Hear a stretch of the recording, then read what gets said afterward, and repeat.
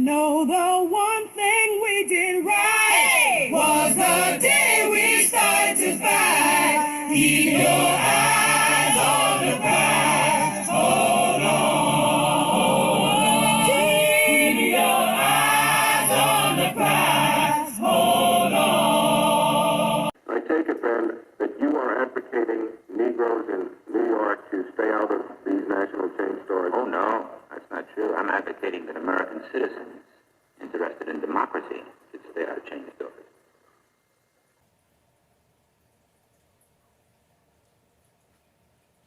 Hallelujah. Let us say, hallelujah. Let us start off by saying that every fight we fight by faith in God, using the full armor of God. Therefore we stand, having done all the stand. We rely on God. We fight our just cause. So I want to start by saying good afternoon, my brothers and sisters. Tonight, I want to ask you a question. Not as a politician, not as a Republican or a Democrat.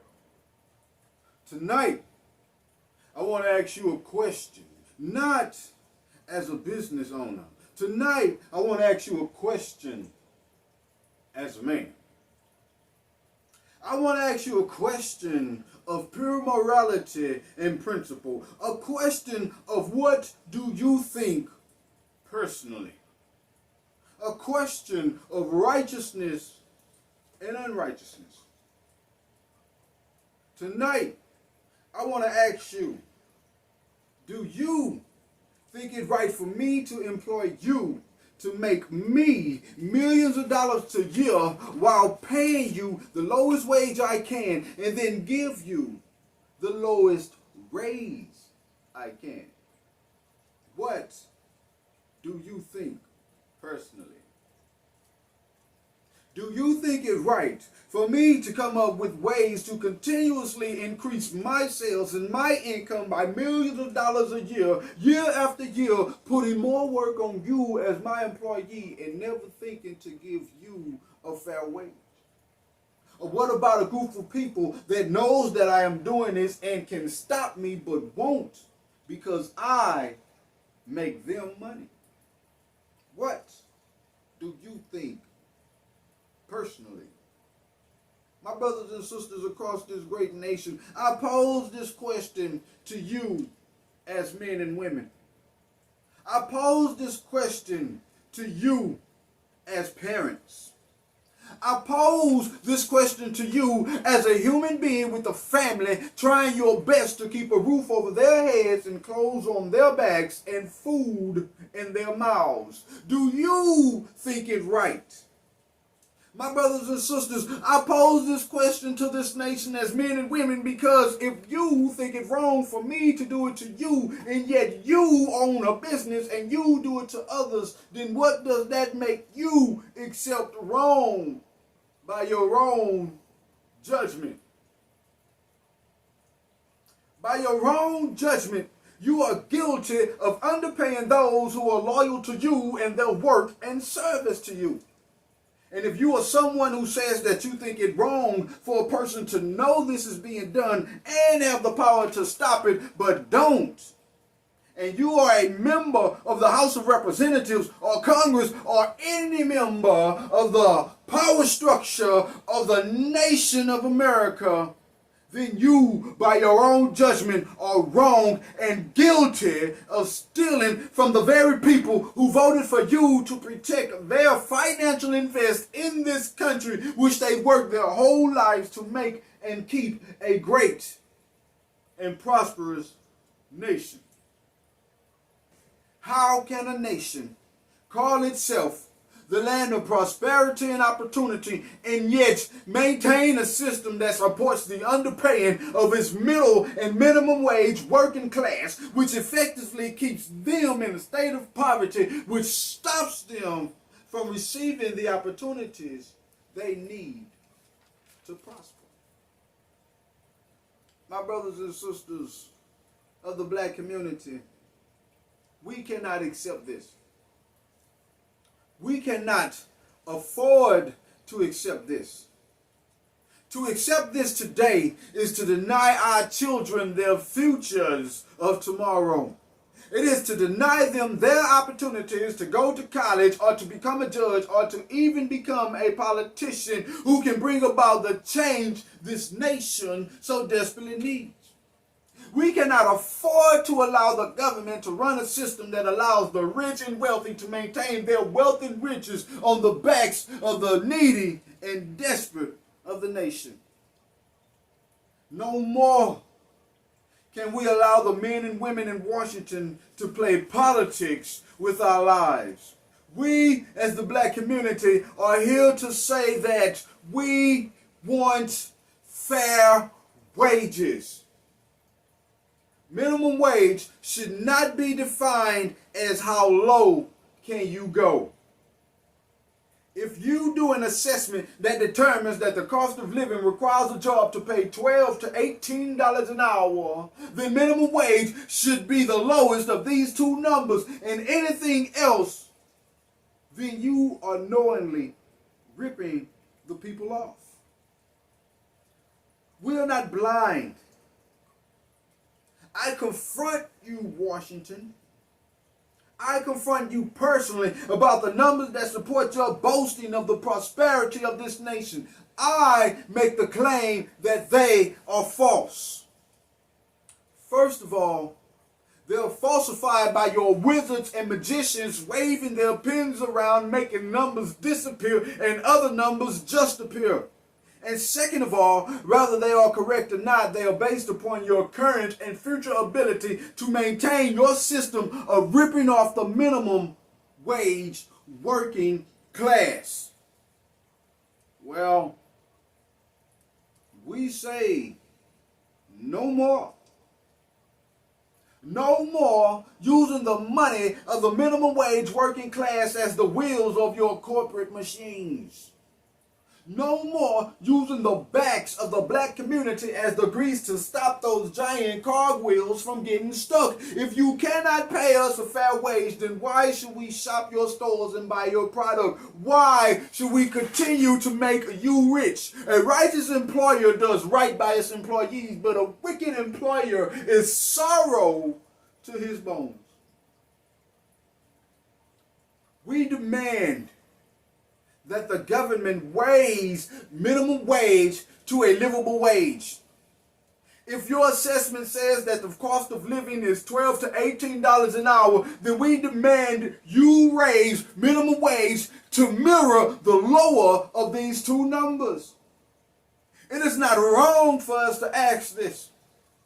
It is not arrogant for us to demand this. It is not stupid to ask for what the judgment of your own assessment has determined to be a fair wage. It is not inhuman for us to ask for a fair wage so that we can stay at home and raise our kids so that they don't have to be raised by a system that undeniably continues to fail them and whose two main forms of discipline are jail or death. We are here to say to the rich and wealthy and to the businessmen and to all the politicians that we are not stupid. We know that the minimum wage in this country is way too low. And we know that you paying us $1 extra an hour does not help, and you are still taking advantage of us. We are here to tell the president and anyone thinking about taking that job, and to all the governors of all these states, that our livelihoods will not be used as a campaign prop for you to use to win over our votes anymore. We will not vote for you for promising to raise minimum wage. Understand what I mean when I'm saying that, because that is a very important factor. We will not vote for you to promise to raise minimum wage. Seeing to it that the citizens of this nation are being paid a fair wage will be the top priority of anyone we vote for from now on, be it Republican, Democrat, or Independent. We put all of you career politicians and businessmen on notice. If you cannot take care of us, we will not take care of you. If you cannot fight for us to have a fair wage, then we will fight tooth and nail for you to have no wage. If you cannot help us to take care of our families, then we will not help you take care of yours. But we will vote you out. You will be out of a job. You, my friend, will be the one who is unemployed. Tonight, my brothers and sisters from all races, from border to border, who call themselves a proud American interested in the equality and justice and fair pay of this country, we boldly ask that you do not spend your money at stores that cheat on their prices. We ask that you do not spend your money at stores that underpay their employees. We ask that you do not vote for politicians who lie to our faces and sign stupid pledges that make no sense. And to be fair, I am also talking about the black business owners and black politicians. Black business owners and black politicians who have forgotten the struggle of the civil rights movement. Owners that have forgotten that if the black community doesn't look out for the black community, then no one will. Rich people who have forgotten that they are rich because of the boycotts of the civil rights era and the black community's refusal to spend their money in white-owned chain stores. We stand up and we say, pay us fair wages or watch your bank accounts drop. We will boycott your stores and your product until you see the light of right. Give us a fighting chance in the country we work so hard for. It is a complete injustice to have a government that admits that the whites in the country make on average twice as much as the blacks, but the best they can do is understand it is a problem. We know you understand it is a problem. It is a problem that you created. You engineered it. It is your problem to own. And now, my friend, you must change it.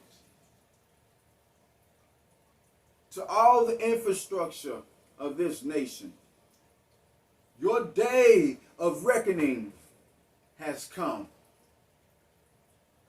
We demand fair wages. We are determined. We are justified in our fight for equality. And just like the tree that's planted by the water, we shall not be moved. Hallelujah. And may God bless America from coast to coast.